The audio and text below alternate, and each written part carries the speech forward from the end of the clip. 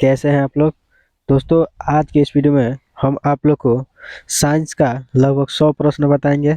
इसके पहले हम लोग लगभग 210 प्रश्न देखे थे। अगर उस प्रश्न को आप नहीं देखे हैं तो उसका प्ले लिस्ट बनाया गया है, तो उसको जाके जरूर देखिए। तो आइए एक एक करके हम लोग लगभग 100 प्रश्न देखेंगे। तो अगर ये वीडियो आपको अच्छा लगेगा तो हमारे चैनल को सब्सक्राइब कर लीजिएगा, ताकि ऐसे वीडियो का नोटिफिकेशन सबसे पहले आपके पास पहुंचे। तो आइए, आज का पहला प्रश्न दिया हुआ है कि पारसेक के इकाई है। बताना है कि पारसेक जो होता है वह किसका इकाई होता है। दूरी का होता है कि समय की, किसी नंबर दिया प्रकाश की, चमक की, कि चुंबकीय बल की। तो याद रखना है, पर पारसेक जो होता है वह दूरी का एक इकाई मात्रक होता है। नेक्स्ट प्रश्न यहाँ पे दिया हुआ है कि निम्नलिखित में से कौन एक सुमेलित नहीं है। मतलब बताना है कि इसमें से कौन गलत चुनाव किया गया है। तो डेसिबल जो है उससे हम लोग ध्वनि की प्रबलता को मापते हैं, तो यह बात बिल्कुल सही है। अश्व शक्ति जो होता है शक्ति का इकाई मात्रक होता है, ये भी सही है। समुद्री मील जो होता है उसको हम लोग दूरी की इकाई मापते हैं, ये भी सही है। लेकिन सेल्सियस जो होता है हम लोग उष्मा में उसको मन नहीं मापते, तो ये हमारा राइट आंसर हो जाएगा, क्योंकि यही गलत पूछा था, तो गलत यही है। नेक्स्ट प्रश्न दिया हुआ है कि ल्यूमेन किसका एसआई मात्रक है। बताना है कि ल्यूमेन जो होता है वह किसका एसआई मात्रक होता है। ज्योति तीव्रता के, कि ज्योति फ्लक्स के, कि ए और बी दोनों के, कि इनमें से कोई नहीं। तो याद रखना है, ज्योति फ्लक्स का एसआई मात्रक जो होता है ल्यूमन होता है। नेक्स्ट प्रश्न यहाँ पे देखेंगे कि पारसेक इकाई है। बताना है कि पारसेक जो है वह किसका एसआई मात्रक है। आर्द्रता के है, कि दाब के, कि वर्षा के, कि तापमान के। तो याद रखना है, दाब का एसआई मात्रक जो होता है वह पास्कल होता है। यह बात याद रखनी है। नेक्स्ट प्रश्न दिया हुआ है कि निम्नलिखित में कौन सा सही है। बताना है कि निम्नलिखित में कौन सही है। पहला दिया है खरीफ फसल सर्दियों में, फस, खरीफ फसलें सर्दियों की फसल है। कि रबी फसल मानसून की फसल है। गेहूं रबी की फसल है। कि सरसों खरीफ फसल है। तो याद रखना है, गेहूं जो होता है वह एक प्रकार के रबी फसल होता है। तो इसका राइट आंसर हो जाएगा ऑप्शन नंबर सी। नेक्स्ट प्रश्न यहाँ पे दिया है कि निम्नलिखित में से कौन खरीफ फसल नहीं है। बताना है कि कौन है जो खरीफ फसल नहीं है। तो याद रखना है, चना जो होता है वह एक प्रकार के खरीफ फसल नहीं होता है। नेक्स्ट प्रश्न दिया है 217 नंबर कि निम्नलिखित में से कौन रबी फसल नहीं है। तो पहला ऑप्शन दिया है यहाँ पे मूंगफली, गेहूं, जौ, मानसून, मसूर। तो याद रखना, यह तीनों जो है वह एक प्रकार के रबी फसल है, लेकिन मूंगफली जो है एक प्रकार के रबी फसल नहीं है। तो यही हमारा राइट आंसर हो जाएगा। उसके बाद यहाँ पे प्रश्न दिया हुआ है कि निम्नलिखित में कौन खरीफ फसल है। बताना है कि कौन खरीफ फसल है। जौ, सरसों, बाजरा, मूंगफली। तो याद रखना है, बाजरा जो होता है वह एक प्रकार के खरीफ फसल होता है। नेक्स्ट 219 नंबर देखेंगे लोग कि निम्नलिखित में कौन खरीफ फसल है। बताना है कि खरीफ फसल कौन है। गेहूं है, कि चावल है, कि मटर है, कि सरसों है। तो याद रखना है, गेहूं जो होता है वह एक प्रकार के खरीफ फसल होता है, जिसे रबी फसल मतलब वो रबी फसल के अंतर्गत भी आता है। नेक्स्ट प्रश्न यहाँ पे देखेंगे, निम्नलिखित में कौन रबी फसल है। बताना है कि रबी फसल कौन है। तभी बताए थे यहाँ पे, रबी फसल जो होता है वह गेहूं होता है। इसका राइट आंसर हो जाएगा ऑप्शन नंबर बी। नेक्स्ट देखेंगे प्रश्न कि गेहूं बोने का उपयुक्त मौसम कौन सा है। बताना है कि गेहूं जो होता है उसको हम लोग किस मौसम में बोते हैं। तो अक्टूबर से नवंबर में, कि नवंबर से दिसंबर में, कि जनवरी से फरवरी में, कि मार्च से अप्रैल में। तो याद रखना है, गेहूं जो होता है उसके लिए सबसे बेस्ट जो मौसम होता है वह अक्टूबर नवंबर होता है। यह बात याद रखनी है। नेक्स्ट देखेंगे प्रश्न कि निम्नलिखित में से कौन कीट आकर्षक फसल है। बताना है कि इसमें से कौन सा फसल है जो कीटों को क्या करता है, आकर्षित करता है। पहला ऑप्शन दिया भिंडी, पालक, सनई, सूरजमुखी। तो याद रखना है, भिंडी जो होता है वह एक प्रकार के कीट आकर्षक फसल होता है। नेक्स्ट प्रश्न देखेंगे कि निम्नलिखित में नकदी फसल है। बताना है कि नकदी फसल कौन है। मक्का है, कि गेहूं है, कि तंबाकू है, कि धान है। तो याद रखना है, तंबाकू जो होता है वह एक प्रकार के नगदी फसल होता है। नेक्स्ट प्रश्न देखिए कि निम्नलिखित फसलों में से कौन सी फसल नगद नगदी फसल के रूप में मानी जाता है। बताना है कि कौन सा फसल है जिसको हम लोग नगदी फसल के रूप में मानते हैं लोग। चावल को कि गेहूं को कि बाजरा को कि कपास को। तो याद रखना है कपास जो होता है उसको नगदी फसल के रूप में माना जाता है। नेक्स्ट प्रश्न देखेंगे कि निम्नलिखित फलीदार पौधों में कौन पेट्रोपादप भी है। बताना है कि कौन सा फलीदार पौधा है जिसको हम लोग पेट्रो पौधा भी कहते हैं लोग। अरहर को, मटर को, चना को कि करेज को। तो याद रखना करेज जो होता है उसको हम लोग फलीदार पौधा भी कहते हैं जिसमें मेट्रोपादप भी होता है। नेक्स्ट प्रश्न देखेंगे कि निम्नलिखित ऊर्जा फसलों में से एक खेती एथेनॉल के लिए की जा सकती है। बताना है कि किसका उपयोग जो होता है हम लोग एथेनॉल के लिए भी कर सकते हैं लोग।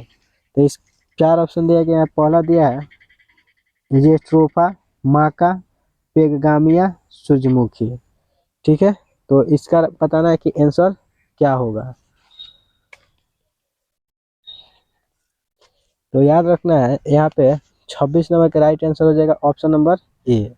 ठीक है, नेक्स्ट प्रश्न देखेंगे कि रेशा फसलें निम्नलिखित में से कौन है। बताना है कि रेशा फसल जो होता है वह निम्नलिखित में से कौन है। जूट, गन्ना, अलसी या कपास, मक्का, तंबाकू। कपास, सन, जूट, सन, कपास, मक्का।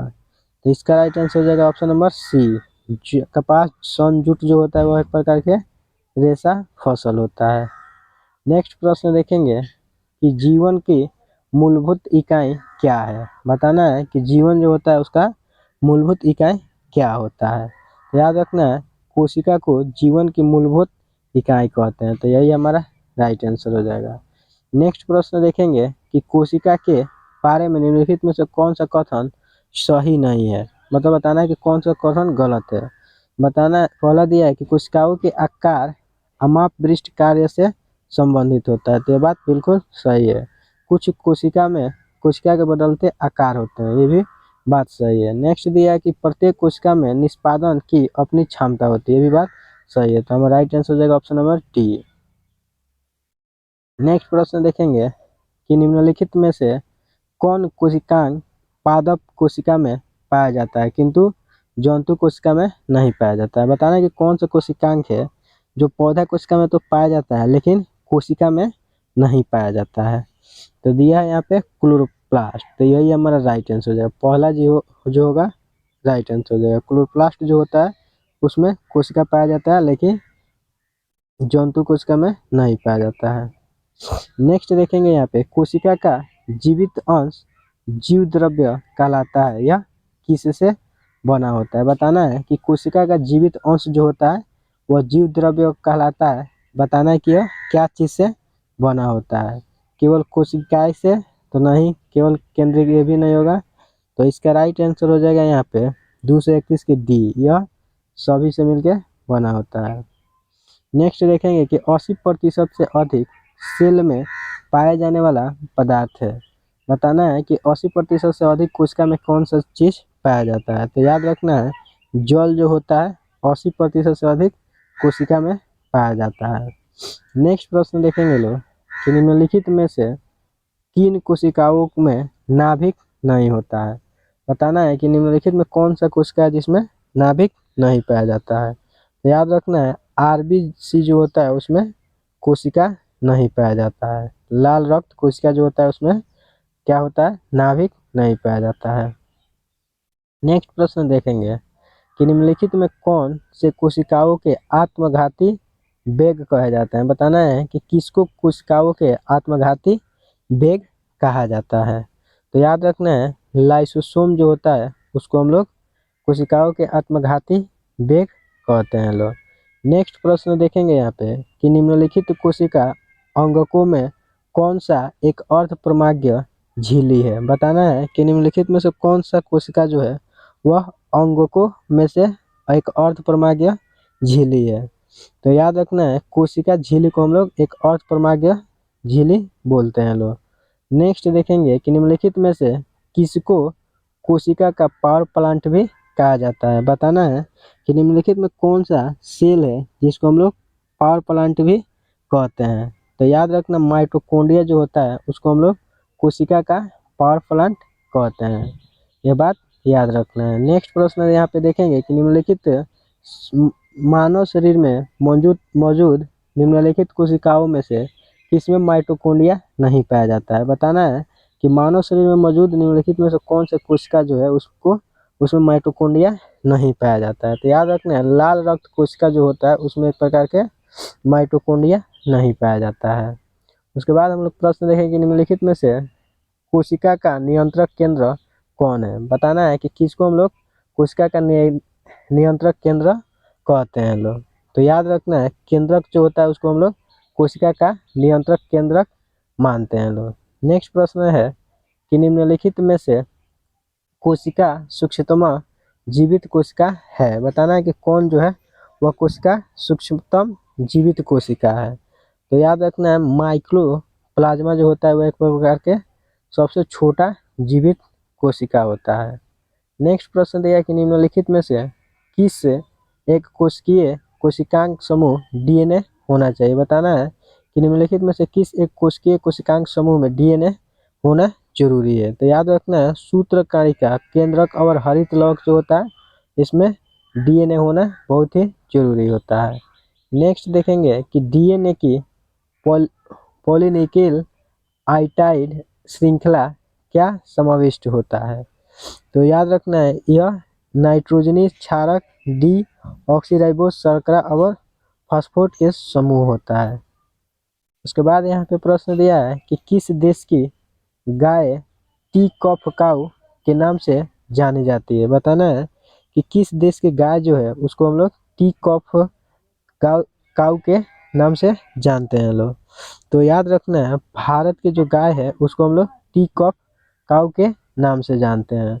नेक्स्ट प्रश्न देखेंगे कि गाय की सर्वाधिक दूध देने वाली नस्ल है। बताना है कि गाय जो होती है सबसे अधिक दूध देने वाली उसका नस्ल क्या होता है। तो याद रखना है साहिवाल जो गाय होती है वह सबसे अधिक दूध देने वाली गाय होती है। नेक्स्ट प्रश्न देखेंगे कि थार पारकर किस पशु की नस्ल है। बताना है कि थार पारकर जो होता है वह किस प्रकार के पशु की नस्ल होता है।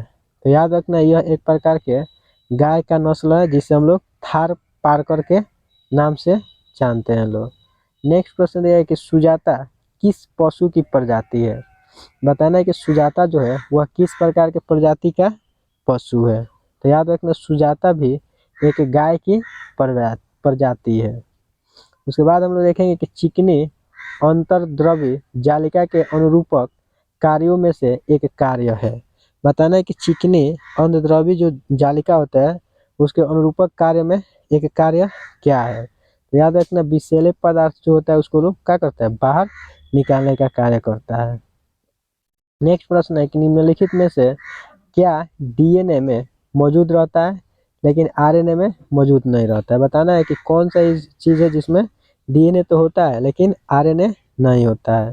तो याद रखना थायमिन में डीएनए की मात्रा होता है लेकिन आरएनए की मात्रा नहीं होती है। नेक्स्ट प्रश्न है कि आरएनए का प्राथमिक कार्य होता है। तो याद रखना है प्रोटीन का संश्लेषण करना आरएनए का प्रमुख कार्य होता है। नेक्स्ट प्रश्न है कि राइबोजेम्स होते हैं। तो याद रखना है राइबोजेम्स जो होता है एक प्रकार के आरएनए होता है। तो दोस्तों आज के इस वीडियो में हम लोग यहीं तक रहने दे रहे हैं, मिलते हैं कल इसके आगे वाले क्वेश्चन को लेकर। तो अगर ये वीडियो आपको अच्छा लगा है तो हमारे चैनल को सब्सक्राइब कर लीजिए ताकि ऐसे वीडियो का नोटिफिकेशन सबसे पहले आपके पास पहुंचे।